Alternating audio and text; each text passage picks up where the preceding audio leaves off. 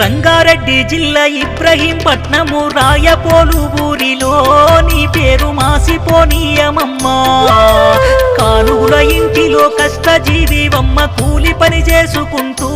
ముగ్గురు పిల్లల్ని సాత్తివమ్మా మనిషివి మా నుండి దూరమైనా గాని మనసుల్లో బతికుంటవో చంద్రమ్మ నిన్ను మరసిపోలేములే చరితగల్ల తల్లి పుట్టాలెను మళ్ళీ కోరుకుంటున్నామమ్మా దేవుణ్ణి వేడుకుంటున్నామమ్మా కష్టాల సుడిగుండమమ్మ నీ చరిత కానుగుల చంద్రమ్మ